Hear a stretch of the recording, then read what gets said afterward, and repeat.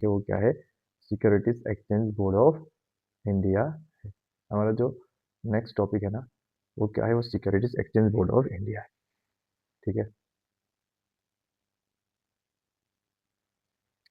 चलो सर, ये जो securities exchange board of India क्या है, it's an regulatory body for securities and commodity market in India under the ownership of ministry of finance. It was established on 12/18 1988। कब establish हुआ था? 1988 को establish हुआ था। किसके किसके अंदर आता है ये? मिनिस्ट्री ऑफ फाइनेंस के अंदर आता है। ठीक है ना? क्यों लाया गया था सेबी को? सिक्योरिटीज मार्केट को रेगुलेट करने के लिए, सिक्योरिटीज मार्केट को रेगुलेट करने के लिए एक बॉडी को इस्टेब्लिश किया गया जिसका नाम क्या है? Securities exchange board of India. Capital market से रिलेटेड जितने भी डिस्प्यूट्स है, जितने भी चीजें हैं, वो कौन देखता है? वो देखता है securities exchange board of India. कौन देखता है? वो securities exchange board of India देखता है। कौन देखता है? Securities exchange board of India देखता है। It is the regulatory body for securities and commodity market India under the ownership of ministry of finance. It was established on 12 अप्रैल 1988। कब establish हुआ है ये? 12 अप्रैल 1988 को ये एस्टैब्लिश हुआ है ना? Under the ownership of ministry of finance for securities and commodity market in India. Securities market को रेगुलेट करने के लिए एक बोर्ड एस्टैब्लिश किया गया है जिसका नाम क्या है?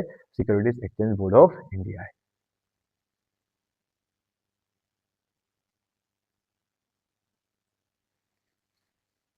ठीक है, उसके बाद आते हैं रिजर्व बैंक ऑफ इंडिया पे। उसके बाद नेक्स्ट क्या है? Reserve bank of India. Next क्या है? Reserve bank of India.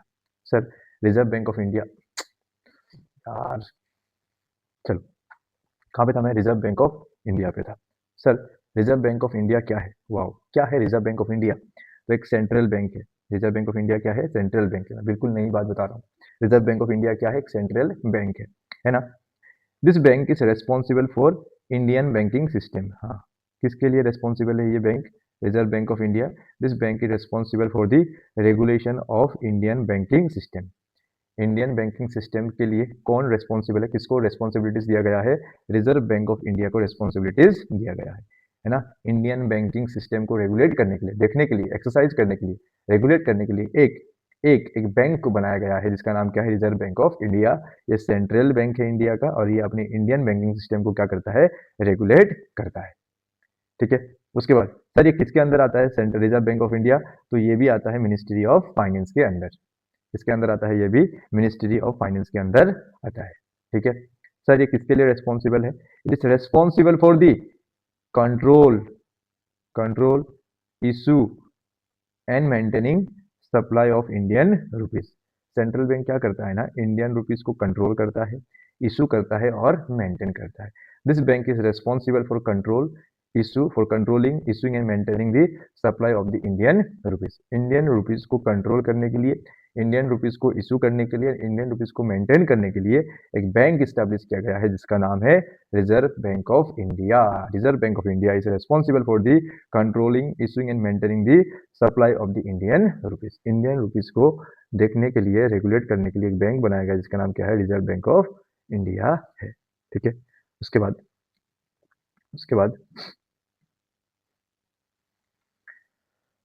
Sir, भारतीय रिजर्व बैंक नोट मुद्रण, ये क्या है सर? भारतीय रिजर्व बैंक नोट मुद्रण क्या है? ये आरबीआई का, रिजर्व बैंक ऑफ इंडिया का एक स्पेशल डिवीजन है। स्पेशल डिवीजन का मतलब क्या? आरबीआई का एक डिपार्टमेंट है। ये एक क्या है? आरबीआई का स्पेशलाइज डिपार्टमेंट है। भारतीय रिजर्व बैंक नोट मुद्रण, ये क्या है? रिजर्व बैंक ऑफ इंडिया का एक स्पेशल डिपार्टमेंट है। सर, ये डिपार्टमेंट किसके लिए रेस्पॉन्सिबल है? To print and mint Indian currency.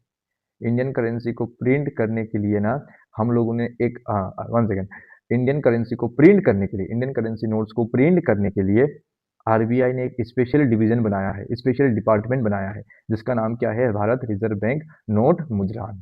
ठीक है, तो आरबीआई में एक स्पेशल डिपार्टमेंट है, एक स्पेशल डिपार्टमेंट है जिसका नाम क्या है? भारत रिजर्व बैंक नोट मुद्रण। जो किसके लिए रेस्पॉन्सिबल है? जो क्या करता है? रेस्पॉन्सिबल है जो कि क्या करता है? इंडियन करेंसी को प्रिंट करता है, फिर मिंट करता है। किसको? इंडियन करेंसी नोट्स को। ठीक है, इंडियन करेंसी नोट्स को क्या करता है? प्रिंट्स एंड मिंट्स करता है। 1 मिनट। ठीक है, two of currency printing press are located in Nashik. एक कहाँ पे लोकेट है? नासिक पे। दूसरा कहाँ पे? दिवास पे। एक नासिक पे है, दूसरा दिवास पे है। दिवास कौन सा जगह है? दिवास कौन सा जगह है? मेरे को खुद देखना पड़ेगा एक बार। DEWAS, Dewas city in India. Dewas city in India Madhya Pradesh में है।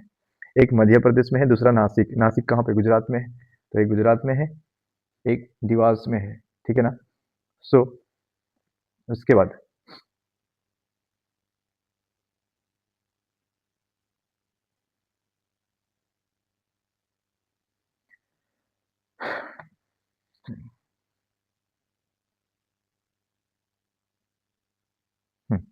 ठीक है सर। रिजर्व बैंक ये जो है ना, ये इंपॉर्टेंट है ना, ये थोड़ा सा इंपॉर्टेंट लग रहा है। Bharatiya reserve bank note Mudran, what is this? Is an specialized division of RBI. एक आरबीआई का स्पेशल डिवीजन है जो क्या करता है, करेंसी को, इंडियन करेंसी को या तो प्रिंट करता है या तो मिंट करता है, या तो प्रिंट करता है या तो मिंट करता है, या तो क्या करता है, प्रिंट करता है तो मिंट। सर प्रिंट मिंट मतलब क्या? प्रिंट मिंट क्या खेल रहा है ये? प्रिंट का मतलब होता है पेपर नोट्स को प्रिंट करना, ओके। मिंट का मतलब होता है करेंसी, जो करेंसी जो बनता है ना, जो कॉइन्स वगैरह होता है ना, उसको हम बोलते हैं मिंट। उनको प्रिंट करना, उनको छापना, उसको बोलते हैं हम लोग मिंट। ठीक है ना? तो प्रिंट या तो मिंट करेगा किसको? इंडियन करेंसी को। दो जगह लोकेट है। कहाँ पे पैसा पैसा पैसे का प्रिंटिंग प्रेस कहाँ पे है? एक नासिक पे है, दूसरा देवास पे है। वहीं पे जाके बैठ जाओ। ठीक है ना? Two of currency printing presses are located in Nashik western India, दूसरा देवास सेंट्रल इंडिया। एक नासिक में लोकेट है, दूसरा देवास में लोकेट है। Two of currency printing presses are located in Nashik western India और Dewas central India. Bharatiya reserve bank Note Mudran is a specialized division of RBI through which it prints and mints Indian currency notes. Two of currency printing presses are located in Nasik and Dewas. याद रख लेना ये। ठीक है? इसको sir एक बार याद करवा दो। रिजर्व बैंक ऑफ इंडिया को is an Indian central bank, है ना? Is an Indian central bank. किसको, किसके लिए रेस्पॉन्सिबल है ये? इंडियन बैंकिंग सिस्टम्स को रेगुलेट करने के लिए रेस्पॉन्सिबल है। किसके अंदर आता है ये? मिनिस्ट्री ऑफ फाइनेंस के अंदर आता है। Responsible for controlling, issuing and maintaining supply of Indian rupees. Indian rupees को सप्लाई करने के लिए, इंडियन रुपीज को क्या करने के लिए? कंट्रोल करने के लिए, इशू करने के लिए, मेंटेन करने के लिए क्या है? रेस्पॉन्सिबल है। इंडियन करेंसी को कंट्रोल करने के लिए, इंडियन करेंसी को इशू करने के लिए, इंडियन करेंसी को मेंटेन करने के लिए रेस्पॉन्सिबल है। कौन रेस्पॉन्सिबल है? Reserve bank of India responsible है। ठीक है? कंट्री का जो पेमेंट सिस्टम है, कंट्री का जो पेमेंट सिस्टम है, यूपीआई वगैरह, ये सबको भी रेगुलेट कौन करता है? मैनेज कौन करता है? आरबीआई करता है। ठीक है? उसके बाद एक स्पेशलाइज्ड डिवीजन बनाया गया है, आरबीआई ने एक स्पेशलाइज्ड डिवीजन बनाया है ना, जो क्या करता है? करेंसी को प्रिंट एंड मिंट करता है। वो स्पेशलाइज्ड डिवीजन का नाम क्या है? Bharat reserve bank note Mudran. कितने हैं? कितने हैं? है ना? कितने प्रिंटिंग प्रेस इंडिया में है? तो दो है। एक नासिक में है, दूसरा कहाँ पे है? देवास पे है। एक नासिक पे है, दूसरा देवास पे है। खत्म। उसके बाद आते हैं insolvency bankruptcy board of India. Insolvency bankruptcy board of India. It is the regulatory, it's an body for overseeing insolvency proceeding. Insolvency proceeding का मतलब क्या है सर? आज मैं इंसॉल्वेंट हो गया, आज मैं इंसॉल्वेंट हो गया, तो इंसॉल्वेंट होने से पहले, इंसॉल्वेंट हो, जिस दिन मैं इंसॉल्वेंट हो जाऊंगा तो मुझे क्या करना पड़ेगा? कोर्ट को अप्लाई करना पड़ेगा ना, कि सर मैं तो क्या हो गया है? इंसॉल्वेंट हो गया हूँ। कोर्ट को मैं अप्लाई करूंगा, फिर कोर्ट मेरे को इंसॉल्वेंट डिक्लेयर करेगा। हाँ, इंसॉल्वेंट डिक्लेयर करने के बाद कोर्ट ऐसे छोड़ नहीं देगा। मुझे क्या करने की कोशिश करेगा? कोर्ट मुझे ठीक करवाने की कोशिश करेगा। ठीक है ना? कोर्ट क्या करवाने की कोशिश करेगा? मुझे ठीक करवाने की कोशिश करेगा। अब ये इंसॉल्वेंसी प्रोसीडिंग्स एक सब्जेक्ट ही है। अब मैं इसको एक वर्ड में समझा नहीं पाऊंगा। ये पूरा एक सब्जेक्ट ही है, insolvency proceeding. Final, CS final में पूरा चैप्टर, पूरा बुक ही है। ओपन बुक एग्जाम होता है इसका, इंसॉल्वेंसी का। ठीक है? तो अभी के लिए इतना समझो कि जो व्यक्ति इंसॉल्वेंट होता है, वो कोर्ट पे क्या करता है? एप्लीकेशन देता है इंसॉल्वेंसी के लिए। जैसे ही कोर्ट उसको अप्रूव कर देगा, उसको इंसॉल्वेंट डिक्लेयर कर देगा, तो व्यक्ति अनडिस्चार्ज इंसॉल्वेंट है। जब तक वो इंसॉल्वेंसी से रिजॉल्व नहीं हो जाता है, जब तक वो इंसॉल्वेंसी से रिजॉल्व नहीं हो जाता है, उसको हम क्या बोलते हैं? अनडिस्चार्ज इंसॉल्वेंट बोलते हैं। कोर्ट क्या करता है ना, कोर्ट, यहाँ कोर्ट का मतलब है एनसीएलटी। हाँ, कोर्ट का मतलब तुम लोग सुप्रीम कोर्ट मत मान के बैठना यहाँ पे। कोर्ट का मतलब यहाँ पे है NCLT, national company law tribunal. NCLT अब उस इंसॉल्वेंट व्यक्ति को क्या करेगा ना, उस इंसॉल्वेंट व्यक्ति को ठीक करने की कोशिश करेगा। क्या करने की कोशिश करेगा? ठीक करवाने की कोशिश करेगा। ठीक है ना? तो ये जो इंसॉल्वेंसी प्रोसीडिंग चलता है एनसीएलटी में, उसको देखने के लिए एक बोर्ड को इस्टेब्लिश किया गया है, जिसका नाम क्या है? Insolvency bankruptcy board of India. ठीक है? It also overseas insolvency professional agencies and insolvency professionals. Sir ये इंसॉल्वेंसी प्रोफेशनल्स कौन है और इंसॉल्वेंसी प्रोफेशनल एजेंसीज कौन है? से फॉर एग्जाम्पल, आज मेरा कंपनी इंसॉल्वेंट हो गया है। आज मेरा कंपनी क्या हो गया है? इंसॉल्वेंट हो गया है। कोर्ट ने उसको इंसॉल्वेंट डिक्लेयर कर दिया है। अब कंपनी को संभालने के लिए भाई, कंपनी के जो डायरेक्टर है, कंपनी के जो एम्प्लॉय है ना, दे आर, मतलब वो क्या नहीं है? कैपेबल नहीं है। वो कंपनी को संभालने के लिए क्या नहीं है? कैपेबल नहीं है। डायरेक्टर, मैनेजर, ये सब क्या नहीं है? उस कंपनी को संभालने के लिए अब कैपेबल नहीं है। तो कोर्ट क्या कर देगा ना, इन डायरेक्टर को, इन मैनेजर को छुट्टी कर देगा और एक व्यक्ति को अपॉइंट करेगा जिसका नाम क्या है, इंसॉल्वेंसी प्रोफेशनल। अब ये इंसॉल्वेंसी प्रोफेशनल जो होता है ना, जब तक ये कंपनी इंसॉल्वेंट में रहेगा, इंसॉल्वेंसी में रहेगा ना, तब तक ये कंपनी, ये जो व्यक्ति है इंसॉल्वेंसी प्रोफेशनल, इस कंपनी को मैनेज करेगा, है ना। तो इंसॉल्वेंसी प्रोफेशनल्स, है ना। अब ये इंसॉल्वेंसी प्रोफेशनल्स को अपॉइंट कौन करता है सर? इंसॉल्वेंसी प्रोफेशनल्स को अपॉइंट करता है insolvency professional agency. Insolvency professionals को अपॉइंट कौन करता है? Insolvency professional agency. तो ये दोनों को, इंसॉल्वेंसी प्रोफेशनल को भी और इंसॉल्वेंसी प्रोफेशनल एजेंसी को भी कौन देखता है सर? तो insolvency bankruptcy board of India देखता है। समझ में आया कि नहीं आया? इंसॉल्वेंसी प्रोफेशनल को अपॉइंट कौन करता है? Insolvency professional agencies. ठीक है सर, ये इंसॉल्वेंसी प्रोफेशनल एजेंसी को और इंसॉल्वेंसी प्रोफेशनल्स को रेगुलेट कौन करता है? बोलता है insolvency bankruptcy board of India क्या करता है? रेगुलेट करता है। इंसॉल्वेंसी प्रोसीडिंग्स को रेगुलेट कौन करता है? Insolvency bankruptcy board of India regulate करता है। तीन चीज को याद रखना है। इंसॉल्वेंसी प्रोसीडिंग, जो व्यक्ति इंसॉल्वेंट हुआ है, एप्लीकेशन लेके गया कोर्ट तक, एनसीएलटी तक, फिर एनसीएलटी ने उसका एप्लीकेशन अप्रूव किया, फिर उस व्यक्ति को कोर्ट क्या करवा रहा है? उसको ठीक करवा रहा है ना। उसको इंसॉल्वेंट से निकालने की कोशिश करवा रहा है कौन? कोर्ट। तो ये प्रोसीडिंग ही तो चल रहा है कोर्ट पे। तो इस प्रोसीडिंग को ओवरसी कौन करता है? देखता कौन है ऊपर से? Insolvency bankruptcy board of India. ठीक है। कब स्टैब्लिश किया गया था इसको? 1 अक्टूबर 2016 को, 2016 को ये इसको एस्टैब्लिश किया गया था, है ना। Sir insolvency bankruptcy board of India के अंदर कौन से कंपनीज कवर अप होता है? तो कंपनी होता है। अच्छा, कौन सा एंटिटी कवर अप होता है? इंडिविजुअल होता है, कंपनी होता है, एलएलपी होता है और पार्टनरशिप फर्म होता है। इसका मतलब क्या है ना, अगर इंडिविजुअल इंसॉल्वेंसी हो गया, कंपनी अगर इंसॉल्वेंट हो गया, एलएलपी अगर इंसॉल्वेंट हो गया, फिर पार्टनरशिप फर्म अगर इंसॉल्वेंट हो गया ना, इन सबको रेगुलेट कौन करता है? इन सबको रेगुलेट करता है insolvency bankruptcy board of India. ठीक है। उसके बाद it simplifies the process of insolvency and bankruptcy proceeding. ये जो प्रोसीडिंग है, प्रोसेस है ना, ये जो प्रोसेस है कि व्यक्ति इंसॉल्वेंट हो गया तो कोर्ट में एप्लीकेशन लेके जाना पड़ता है, फिर कोर्ट उसको इंसॉल्वेंट डिक्लेयर करेगा, फिर कोर्ट उसको ठीक करने की कोशिश करेगा, फिर वो व्यक्ति अनडिस्चार्ज इंसॉल्वेंट से डिस्चार्ज हो जाएगा। ये प्रोसीडिंग ही तो चल रहा है कोर्ट पे। इस इस प्रोसीडिंग को insolvency bankruptcy board of India क्या करता है? सिंप्लीफाई करता है, थोड़ा सा इजी कर देता है इस प्रोसेस को। ठीक है ना। इसके अंदर insolvency bankruptcy board of India के अंदर दो दो दो ट्रिब्यूनल्स आते हैं। दो ट्रिब्यूनल्स का मतलब क्या है? दो कोर्ट्स। ठीक है ना। एक एनसीएलटी आता है, दूसरा डेब्ट रिकवरी ट्रिब्यूनल आता है। आईबीबीआई के अंदर दो कोर्ट्स, स्पेशल कोर्ट्स आते हैं, उनका नाम क्या है? एनसीएलटी है और डेब्ट रिकवरी ट्रिब्यूनल है। ठीक है। ये इतना तुम लोगों को समझ में नहीं आएगा क्योंकि इतना बड़ा सब्जेक्ट, इतना बड़ा चैप्टर, सब्जेक्ट को अगर हम लोग एक पैराग्राफ में समझाने की कोशिश करेंगे तो उतना 100% परफेक्ट समझ में नहीं आएगा। लेकिन एग्जाम पॉइंट ऑफ व्यू के लिए इतना समझो कि अगर कोई व्यक्ति इंसॉल्वेंट हो जाता है, तो उसके बिजनेस को मैनेज करने के लिए कौन, किसको अपॉइंट किया जाता है? इंसॉल्वेंसी प्रोफेशनल्स को अपॉइंट किया जाता है। ठीक है ना। सर इंसॉल्वेंसी प्रोफेशनल्स को अपॉइंट कौन करता है? तो एनसीएलटी करता है। कौन अपॉइंट करता है? एनसीएलटी। सर ये एनसीएलटी क्या है? ये एक कोर्ट है जो सिर्फ कंपनी लॉ का मैटर देखता है। ये स्पेशल कोर्ट है। ठीक है ना, है ना। ये स्पेशल कोर्ट है जो किसका मैटर देखता है? कंपनी लॉ का मैटर देखता है, इंसॉल्वेंसी का मैटर देखता है। ठीक है ना। ठीक है। ठीक है, यहाँ तक डन है? जल्दी बोलो, यहाँ तक डन है? ठीक है। ठीक है, जल्दी बोलो, जल्दी बोलो। ठीक है, हो।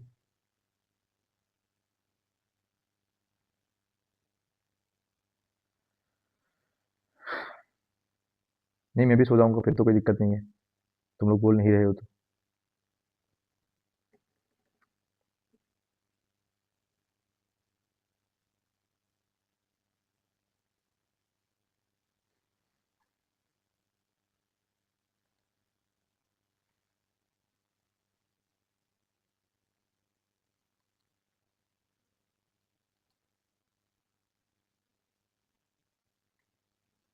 चलो, आखिरी बार एक बार इसको रिवाइज करते हैं। मेरे साथ ही याद करने की कोशिश करो। Sir insolvency bankruptcy board of India क्या है? तो सिंपल इतना याद रखना है, इंसॉल्वेंसी के मैटर को, इंसॉल्वेंसी से रिलेटेड जितने भी मैटर्स है उन सबको रेगुलेट करने के लिए एक बोर्ड स्टैब्लिश किया गया है, insolvency bankruptcy board of India. Insolvency से रिलेटेड जितने भी मैटर्स होंगे ना, उन सबको रेगुलेट करने के लिए क्या स्टैब्लिश किया गया है? Insolvency bankruptcy board of India, है ना। सर किसके लिए रेस्पॉन्सिबल है? ये क्या करता क्या है सर? ये इंसॉल्वेंसी प्रोफेशनल्स को देखता है और इंसॉल्वेंसी प्रोफेशनल एजेंसी को देखता है। मतलब इंसॉल्वेंसी प्रोफेशनल्स को रेगुलेट करता है और इंसॉल्वेंसी प्रोफेशनल एजेंसीज को रेगुलेट करता है। ठीक है ना सर। और इसका बस काम ये दो ही है क्या? आंसर इस नहीं। जो इंसॉल्वेंसी प्रोसीडिंग होगा ना, जो इंसॉल्वेंसी प्रोसीडिंग होता है, जो इंसॉल्वेंसी प्रोसीडिंग होता है ना, उस इंसॉल्वेंसी प्रोसीडिंग को भी क्या करता है? ओवरसी करता है, देखता है। ठीक है। उसके बाद ये स्टैब्लिश कब हुआ है? 1 अक्टूबर 2016 को हुआ है। सर इसके अंदर कौन से एंटिटी कवर अप है? तो इंडिविजुअल कवर अप है, कंपनी भी कवर अप है, limited liability partnership cover up है और पार्टनरशिप फर्म कवर अप है। क्या क्या है? इंडिविजुअल है, इंडिविजुअल है, कंपनी है, लिमिटेड लाइबिलिटी पार्टनरशिप है और पार्टनरशिप फर्म इसके अंदर कवर अप है। ठीक है। It simplifies the process of insolvency and bankruptcy proceeding. Insolvency and bankruptcy proceeding को ये क्या कर देता है? सिंप्लीफाई, इजी कर देता है ना। उसके बाद it handles the cases using two tribunal. Sir insolvency के केसेस को ये कैसे हैंडल करता है? तो इसके अंदर है एनसीएलटी। ये एनसीएलटी के और डेब्ट रिकवरी ट्रिब्यूनल के माध्यम से इंसॉल्वेंसी के मैटर को क्या करता है? हैंडल करता है। ठीक है ना। ये एनसीएलटी के और डेब्ट रिकवरी ट्रिब्यूनल के माध्यम से क्या करता है? इंसॉल्वेंसी के मैटर्स को हैंडल करता है। ठीक है, खत्म हो गया अपना ये इंसॉल्वेंसी, खत्म हो गया अपना रिजर्व बैंक ऑफ इंडिया, खत्म हो गया securities exchange board of India भी डन है। अब आते हैं हमारा आखिरी टॉपिक पे, हमारे आखिरी टॉपिक पे आएंगे। ठीक है,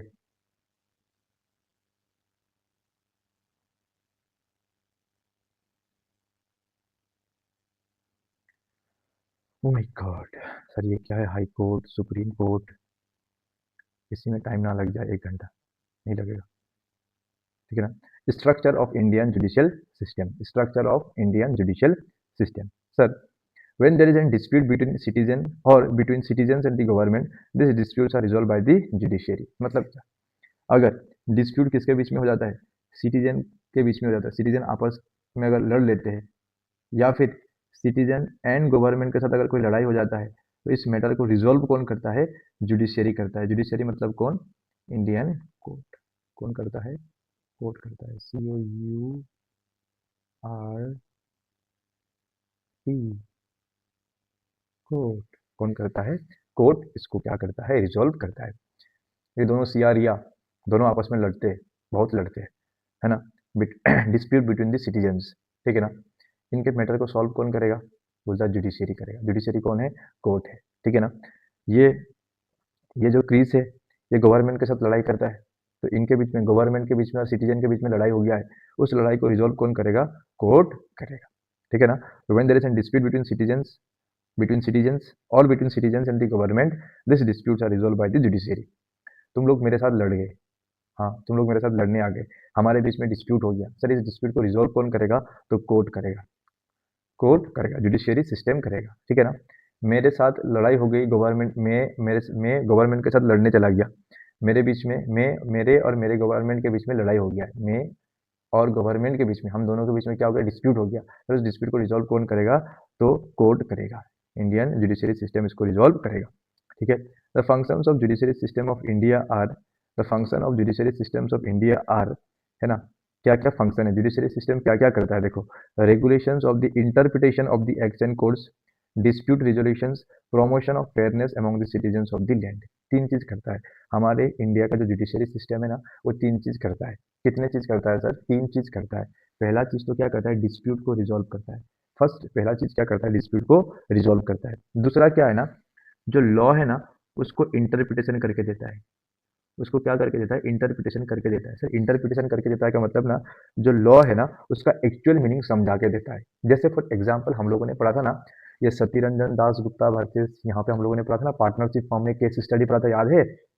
जिसमें 4 लोग गए थे कि सर हम लोग तो पार्टनरशिप फर्म है, हम लोग तो पार्टनरशिप फर्म है, हम लोग तो पार्टनरशिप फर्म है, पार्टनरशिप फर्म है।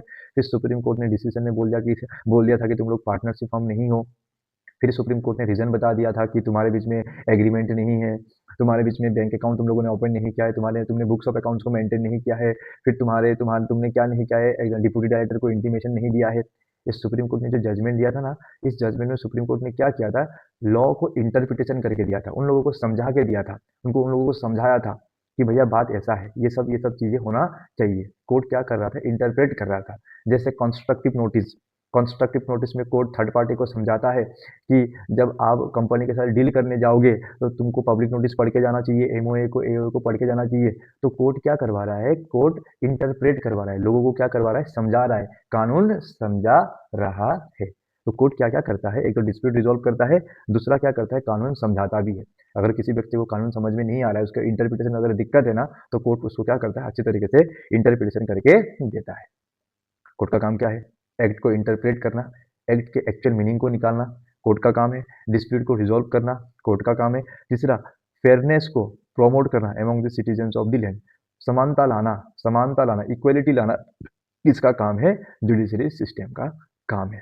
ठीक है, तो डिस्प्यूट को रिजॉल्व करेगा, है ना, एक्ट्स को और कोर्ट्स को इंटरप्रेट करके देगा। ओके, प्रमोट करेगा किसको? Fairness among the citizen of India. Promote किसको करेगा? Fairness among the citizens of the India. Land मतलब इंडिया ही लिख सकते हो, ठीक है ना। तो regulating the interpretation of the acts and code, dispute को रिजॉल्व करना और प्रमोट करना किसको? Fairness among the citizen of the land. Regulation of the interpretation, याद रखो जुडिशरी, इंडियन जुडिशरी सिस्टम का कितने काम से? 3 काम। डिस्प्यूट को रिजॉल्व करना, इंटरप्रिटेशन करके देना और प्रमोट करना किसको? फेयरनेस को प्रमोट करना। प्रमोशन ऑफ फेयरनेस, डिस्प्यूट को रिजॉल्व करना और एक्ट्स को और कोड को इंटरप्रेट करके देना। ठीक है, सबसे बड़ा कौन? Supreme court. उससे नीचे कौन? High court. उससे नीचे कौन? District court. सबसे ग्राउंड लेवल पे कौन काम करता है? District court. उसके बाद हाई कोर्ट, उसके बाद सुप्रीम कोर्ट। ठीक है, मैं तुम लोगों के साथ लड़ लिया, एकदम हमारे बीच में घमासान लड़ाई होगी, बहुत बड़ी लड़ाई होगी, है ना, सिर फोड़ दिया मैंने तुम लोगों का, सबका सिर फोड़ दिया, तो सर तुम लोग केस लेके कहाँ पे जाओगे? सीधा सुप्रीम कोर्ट जाओगे क्या? आंसर इज नहीं। सबसे पहले आप कहाँ पे जाओगे? डिस्ट्रिक्ट कोर्ट पे जाओगे। फिर डिस्ट्रिक्ट कोर्ट से अगर आप खुश नहीं हुए तो आप हाई कोर्ट पे जाओगे, और हाई कोर्ट से भी अगर आप खुश नहीं हुए तो आप अपील लेके कहाँ पे जाओगे? सुप्रीम कोर्ट पे जाओगे। डायरेक्ट सुप्रीम कोर्ट पे नहीं जा सकते हो, याद रख लेना। भले ही मेट्रो सुप्रीम कोर्ट है, सुप्रीम कोर्ट है ना, तो ऐसा मत समझना कि हम सुप्रीम कोर्ट डायरेक्ट चले जाएंगे, नहीं, है ना। प्रोसीजर है, सबसे पहले डिस्ट्रिक्ट कोर्ट, फिर हाई कोर्ट, फिर उसके बाद सुप्रीम कोर्ट। सुप्रीम कोर्ट जो डिसीजन देता है ना वो हमेशा फाइनल होता है, और सब लोगों को क्या करना पड़ेगा? उस डिसीजन को मानना पड़ेगा। ठीक है, देखो यहाँ पे लिखा हुआ है, decision of high courts are binding in respective state but are only persuasive in other state. इसका मतलब क्या है ना, से फॉर एग्जाम्पल यूपी का हाई कोर्ट, कोलकाता का हाई कोर्ट, बिहार का हाई कोर्ट, असम का हाई कोर्ट, ये 4 हाई कोर्ट है ना। अब आसाम का हाई कोर्ट जो डिसीजन देगा वो पूरे आसाम को मानना पड़ेगा। आसाम का हाई कोर्ट जो डिसीजन देगा ना पूरे आसाम को मानना पड़ेगा, और आसाम के अंदर जितने भी कोर्ट्स है, डिस्ट्रिक्ट कोर्ट, उन सबको क्या करना पड़ेगा? हाई कोर्ट की बात माननी पड़ेगी। ये पहली बात है। Sir, decision of high courts are binding in respective state, उस स्टेट में क्या है? बाइंड करता है। जो हाई कोर्ट बताता है ना, जो हाई कोर्ट बोलता है ना, वो डिसीजन क्या होता है? उस स्टेट के ऊपर लागू होता है, और उस स्टेट के लोगों को फॉलो करना पड़ेगा, और उस स्टेट के डिस्ट्रिक्ट कोर्ट को फॉलो करना पड़ेगा। But are only persuasive in other state, इसका मतलब ये है, but are only persuasive in other state का मतलब क्या है ना, असम के हाई कोर्ट ने जो डिसीजन दिया उस डिसीजन को ना हो सकता है कोलकाता हाई कोर्ट माने, हो सकता है कोलकाता हाई कोर्ट ना भी माने, है ना। तो कंपलसरी नहीं है हाई कोर्ट, एक हाई कोर्ट की बात दूसरे हाई कोर्ट को मानना, ये कंपलसरी नहीं है। वो मान भी सकता है, वो नहीं भी मान सकता है। That is persuasive in other state. से फॉर एग्जांपल, मैंने मैंने मैंने मैंने मैंने क्रिस को थप्पड़ मार दिया, ठीक है ना। अब असम के हाई कोर्ट ने ऑर्डर दे दिया कि भैया अगर टीचर स्टूडेंट को थप्पड़ मारता है ना तो ये गलत है ना। अब ये जो असम के हाई कोर्ट ने जो डिसीजन दिया ना, ये डिसीजन एप्लीकेबल होगा पूरा आसाम में, पूरा आसाम में ये डिसीजन एप्लीकेबल होगा। आसाम के जितने भी डिस्ट्रिक्ट कोर्ट्स है इन सबको मानना पड़ेगा ये बात कि अगर कोई अगर टीचर स्टूडेंट को थप्पड़ मारता है ना तो क्या है? वो गलत है, वो मानना पड़ेगा, सबको मानना पड़ेगा। लेकिन कोलकाता हाई कोर्ट ऐसा बोलता है कि नहीं नहीं नहीं, स्टूडेंट अगर टीचर को थप्पड़ मार रहा है तो सही तो कर रहा है, क्योंकि स्टूडेंट गधा था तो थप्पड़ मारना जायज है। मतलब मतलब क्या है ना, कोलकाता हाई कोर्ट जो है ना आसाम हाई कोर्ट की बात मान भी सकता है और नहीं भी मान सकता है ना। एक हाई कोर्ट दूसरे हाई कोर्ट की बात मान भी सकता है और नहीं भी मान सकता है, तो इसको बोलते हैं but only persuasive in other state. लेकिन decision of supreme court are binding on all high court under article 141 of the constitution. Supreme court ने बोल दिया कि भैया टीचर जो है ना स्टूडेंट को थप्पड़ नहीं मार सकता है, सुप्रीम कोर्ट ने ऑर्डर दे दिया, मतलब ये सुप्रीम कोर्ट का ऑर्डर फाइनल ऑर्डर है, और ये सब जितने भी कोर्ट्स है इंडिया में, हाई कोर्ट, डिस्ट्रिक्ट कोर्ट्स, है ना, इन सब को फॉलो करना पड़ेगा। ये सुप्रीम कोर्ट का जो डिसीजन होता है वो फाइनल होता है, और ये binding, this are binding on all high courts. ठीक है, लेकिन एक हाई कोर्ट का बाद दूसरा हाई कोर्ट नहीं भी मानेगा तो भी चलेगा, है ना, कंपल्सरी नहीं है। डन है क्या यहाँ तक? जल्दी बोलो, यहाँ तक डन है?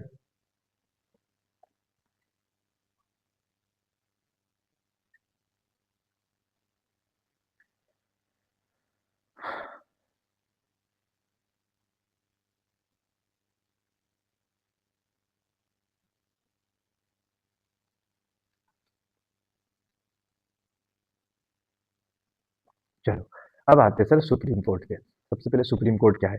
तो बोलता है supreme court is an apex body of judiciary. Sir apex body of judiciary मतलब क्या है ना, जुडिशियरी का बाप है, जुडिशरी का बाप है मतलब सब कोर्ट्स के बाप कौन, सब जितने भी इंडिया में कोर्ट है ना, इन सब कोर्ट का बाप कौन है, तो बोलता है सुप्रीम कोर्ट है। Supreme court is the apex body of judiciary, मतलब क्या है ना, सबसे बड़ा अथॉरिटी है सुप्रीम कोर्ट, क्या है ना सबसे बड़ा अथॉरिटी है किसका, जुडिशरी सिस्टम का। जुडिशरी सिस्टम का सबसे बड़ा बॉडी, सबसे बड़ा बॉडी, सबसे बड़ा हेड कौन है, सुप्रीम कोर्ट है। तो supreme court is the apex body of judiciary, ठीक है ना। कब स्टैब्लिश हुआ था, 26 जन 1950 को स्टैब्लिश हुआ था। कब स्टैब्लिश हुआ था बेटा जी, 26 जन 1950 को स्टैब्लिश हुआ था। The principal bench of supreme court consist of 7 members. Supreme courts में के जो प्रिंसिपल बेंच है उसमें कितने मेंबर्स है बेटा जी, 7 मेंबर्स है, जिसमें से एक चीफ जस्टिस ऑफ इंडिया है जो सबसे बड़ा माना जाता है। चीफ जस्टिस ऑफ इंडिया का जो डिसीजन होता है, जो चीफ जस्टिस ऑफ इंडिया होता है ना, वो सबसे बड़ा आदमी माना जाता है जुडिशरी सिस्टम में, है ना। उससे ऊपर कोई भी व्यक्ति नहीं होता है, चीफ जस्टिस ऑफ इंडिया, ठीक है। प्रेजेंटली प्रेजेंटली पहले 7 मेंबर्स हुआ करते थे, जिनमें से एक कौन होता था, चीफ जस्टिस ऑफ इंडिया होता था। लेकिन अब कितने मेंबर्स हो गए हैं, अब 34 मेंबर हो गए हैं, including chief justice of India. अरे इंडिया में बढ़ती आबादी और बढ़ती केस, कितने केस बढ़ गए हैं, कितने मैटर्स बढ़ गए हैं, तो इन मैटर्स को देखते हुए, इन बढ़ती आबादी को देखते हुए, है ना, अब मेंबर के लिमिट को क्या कर दिया गया है, बढ़ा दिया गया है। पहले सिर्फ 7 था, अब कितने हो गए, 34 मेंबर हो गए हैं, जिनमें से एक व्यक्ति कौन होता है वहां पे, चीफ जस्टिस ऑफ इंडिया होता है।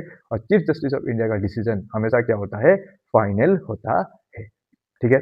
An individual can seek relief in the supreme court by filing A writ petition under article 32। इसका मतलब क्या है ना सर, किसी को अगर हम लोग, ये रिट पिटिशन मतलब क्या होता है सुन, अगर किसी व्यक्ति को अगर मैं फंडामेंटल राइट एक्सरसाइज करने नहीं देता हूँ, किसी व्यक्ति को मैं क्या करने नहीं देता हूँ, फंडामेंटल राइट्स एक्सरसाइज करने नहीं देता हूँ। सर फंडामेंटल राइट क्या क्या होता है, राइट टू स्पीक, ये फंडामेंटल राइट है ना, राइट टू स्पीक ये फंडामेंटल राइट है ना।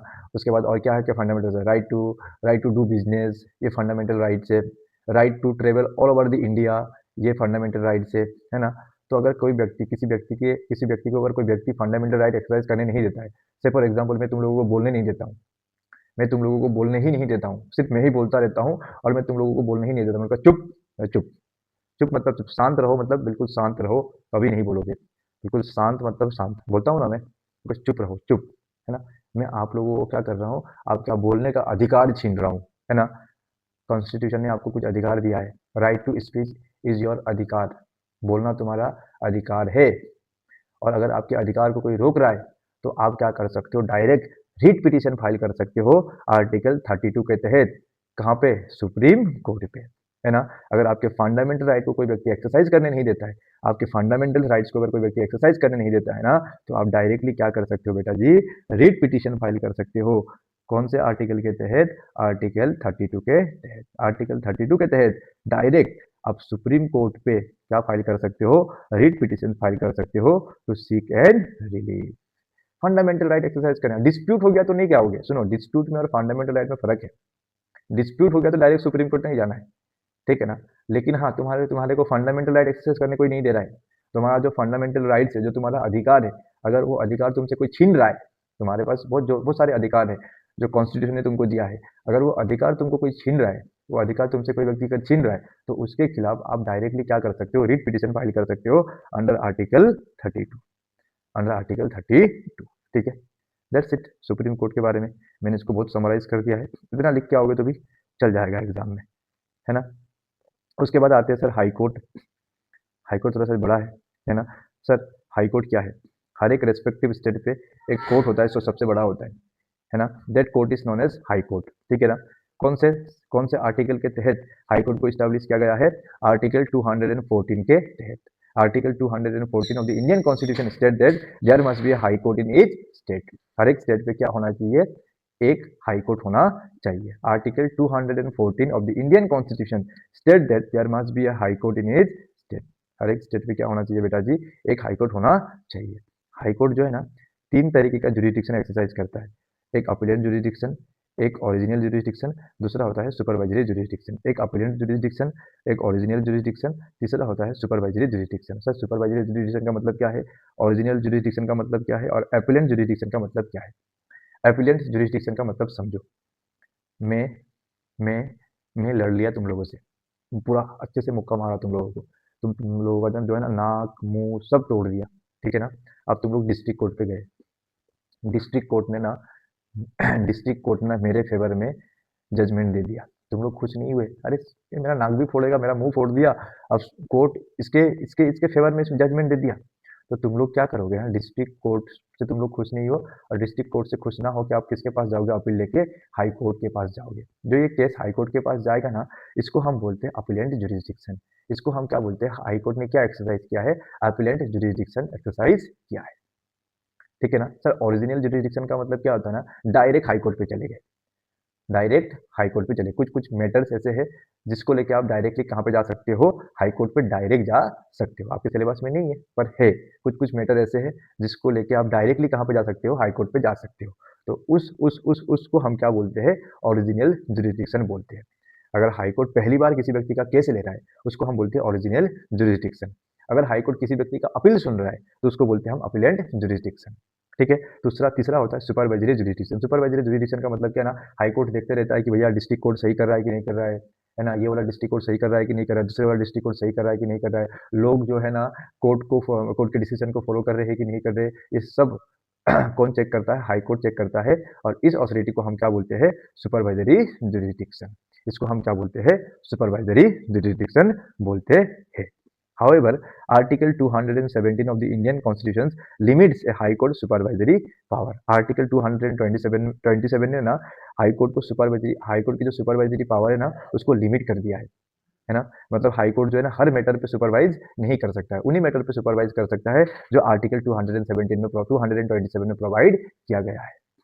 ठीक है सर। इंडिया में कितने हाई कोर्ट्स है? 25 हाई कोर्ट्स है। कितने हाई कोर्ट्स है बेटा जी? 25 हाई कोर्ट्स है। 6 स्टेट शेयर से सिंगल हाई कोर्ट। ठीक है। उसके बाद इंडिया में कितने हाई कोर्ट्स है बेटा जी? टोटल 25 हाई कोर्ट्स है ना। उसके बाद an individual can seek remedies against the violation of fundamental right in high court by filing writ petition under section 226। देखो, अगर आपको अगर कोई फंडामेंटल राइट एक्सरसाइज करने नहीं दे रहा है ना, तो आप सुप्रीम कोर्ट में भी जा सकते हो, तुम हाई कोर्ट में भी जा सकते हो, तुम सुप्रीम कोर्ट में भी जा सकते हो, तुम हाई कोर्ट में भी जा सकते हो। फर्क इतना है, सुप्रीम कोर्ट में जाओगे तो आर्टिकल 32 के तहत जाओगे, यहाँ पे जाओगे आर्टिकल 32 लिखा हुआ था ना, ऊपर क्या लिखा हुआ था? हाँ, आर्टिकल 32 के तहत जाओगे। यहाँ पे अगर आप जाओगे तो सेक्शन 226 के तहत जाओगे। ठीक है। तो इंडिविजुअल को अगर फंडामेंटल राइट से रिलीफ लेना है तो रिट पिटीशन हाई कोर्ट में भी फाइल कर सकता है, सुप्रीम कोर्ट में भी फाइल कर सकता है। हाई कोर्ट में सेक्शन 226 के तहत जाना है और सुप्रीम कोर्ट पे आर्टिकल 32 के तहत जाना है। Oldest high court in the country is in Calcutta high court. Oldest high court कौन सा है इंडिया में? कलकत्ता हाई कोर्ट है। ठीक है। ठीक है। उसके बाद आते हैं डिस्ट्रिक्ट कोर्ट पे। हाई कोर्ट के नीचे कौन सा डिस्ट्रिक्ट कोर्ट, तो कौन सा कोर्ट है? डिस्ट्रिक्ट कोर्ट है। Below the high court are the district court. Below the high courts are the district courts. ठीक है ना। इसको काट देते हैं, काट देते हैं।